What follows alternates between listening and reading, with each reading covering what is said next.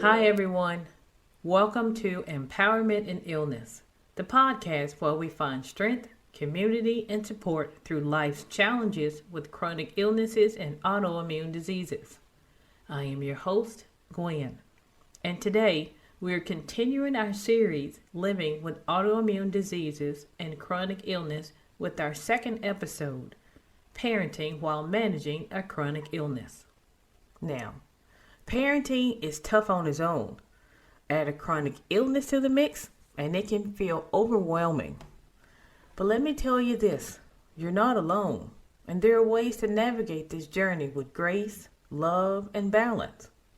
In today's episode, we'll talk about strategies, struggles, triumphs, and tips that can help you find harmony between your health and your parenting responsibilities. Whether you're newly diagnosed or you've been managing this for years, I hope this episode leaves you feeling seen, supported, and empowered. Settle into a cozy spot and let's dive into today's discussion.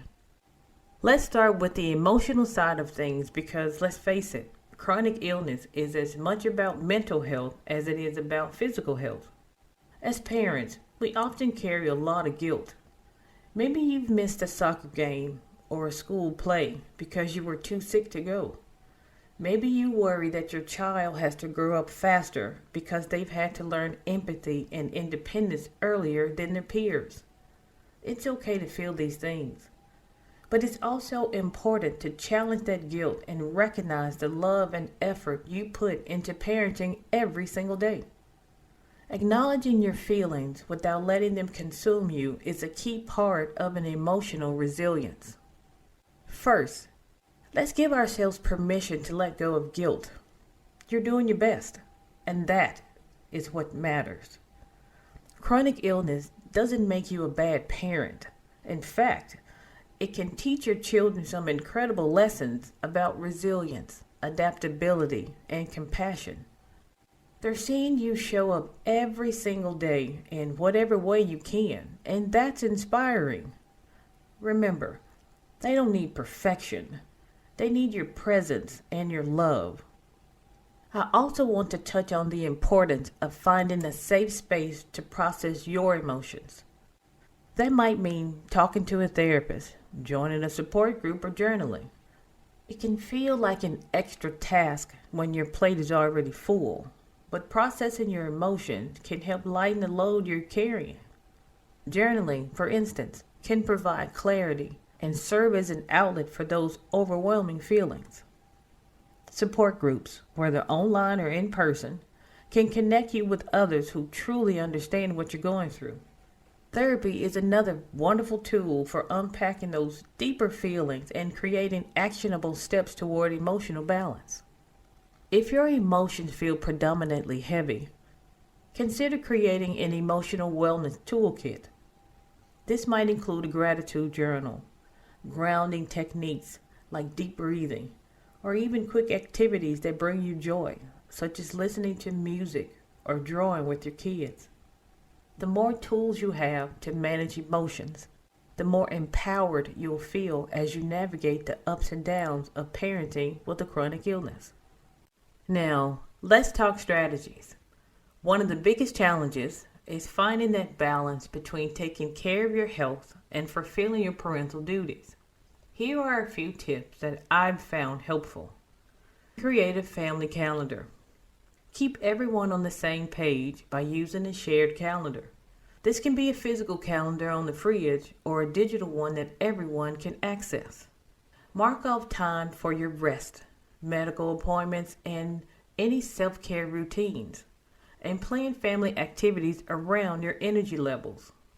Seeing everything laid out visually can help you identify patterns, avoid overcommitting, and ensure that you're prioritizing your health. For example, you can use color code activities to show which are high energy and which are more relaxed. This way, your family can help balance the schedule too. Delegate and ask for help. This one can be hard for us parents who want to do it all, but asking for help isn't a weakness, it's a strength. Think of your partner, older children, extended family, or friends as part of your team. Maybe someone else can handle school drop-offs, homework help, or meal prep when you're having a flare-up. It's okay to lean on your community because parenting is never meant to be a solo job. Don't hesitate to build a support network, whether it's a neighbor helping with errands or a babysitter available for emergencies. Having trusted individuals can provide peace of mind. Simplify your routine. Parenting doesn't have to be Pinterest perfect. If meal planning is exhausting, rely on meal delivery services or batch cook when you're feeling well and freeze meals for tougher days. Embrace simpler options like one-pot meals, slow cooker recipes, or even breakfast for dinner. Streamlining other routines like setting out clothes the night before or prepping school lunches in bulk can save you precious energy. You can also involve the kids in meal prep or planning. It can be a bonding experience and an opportunity for them to learn life skills. And let's not forget energy management. Think of your energy like a battery. Every task you do uses a little bit of that battery, so it's crucial to prioritize. Focus on the tasks that are non-negotiable, and don't be afraid to say no to activities that will drain you beyond your capacity. Save your energy for meaningful moments with your kids, whether that's reading a bedtime story, cuddling on the couch, or having a heartfelt conversation. This also can teach independence. If your kids are old enough, teach them to do age-appropriate chores. This not only helps, but can also instill responsibility in them. Tasks like folding laundry, setting the table, or cleaning up the toys can make a world of difference. You're not only lightening your load, but also teaching them valuable life skills. You can make chores fun by turning them into a game or using a reward system. This creates a positive association and helps things run more smoothly at home. A big part of parenting with a chronic illness is being honest with your kids about your condition in a way they can understand. Here are some tips for those conversations. Be age appropriate. For younger kids, keep explanations simple. For example, Mommy has an illness that makes her very tired sometimes, but it's not your fault. You can use metaphors they'll understand, like comparing your energy levels to a phone battery that needs recharging. For older kids, you can provide more detail and answer their questions honestly. They may want to know more about how your illness works or how it affects your daily life. You also need to reassure them.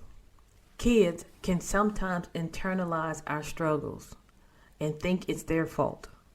Let them know that you're doing everything you can to manage your illness and that they're not responsible for your bad days. Reassurance builds trust and helps them feel safe, even when things are challenging. Consider creating a family mantra like, "We face challenges together." This can be a grounding reminder for everyone. You can involve them in solutions. Let them feel like they're part of the team. Maybe they can pick a fun activity for your low energy days, like a movie marathon or arts and craft. This makes them feel included and shows them that even tough situations can lead to creative solutions. Self-care often feels like a luxury, but it's essential. When you're managing a chronic illness, taking care of yourself is non-negotiable. Here are a few self-care ideas. You can micro self-care. Even 5 minutes of deep breathing, stretching, or listening to your favorite song can make a difference. These small, intentional moments can reset your mindset and help you manage stress. You can keep a list of quick self-care ideas on your phone so you can refer to it during busy or overwhelming moments. You can also rest without guilt. Resting isn't being lazy. It's recharging. Remember, you're modeling self-care for your kids, which is a gift to them. When they see you prioritizing your well-being, they learn the importance of taking care of themselves too. Normalize rest by framing it as a necessary part of health, not an indulgent. And don't forget to celebrate small wins. Did you make it through a tough day? Did you manage to cook dinner or help with homework? Celebrate those victories, no matter how small they may seem. Acknowledging your accomplishments can shift your perspective and help you focus on the positives. And the most important one, connect with others. Whether it's an online community or a close friend, having someone who understands what you're going through can be incredibly healing. Sharing your experiences and hearing others' stories can remind you that you're not alone in this journey. Consider finding communities that focus on parenting with chronic illness for targeted support. Before we leave, I would like to close with a special portion of the show I call Healing Heartbeats. This is where we allow ourselves to wallow in sorrow. Give yourself 3 minutes to laugh, cry, scream, cuss, or just sit in silence. Whatever you need to do to feel it, do it. Let the depression in for only 3 minutes. Once you've reached 3 minutes, compartmentalize it and get back to living. This is a rinse and repeat behavior. You cannot let depression take over, because when it does, it will not let go.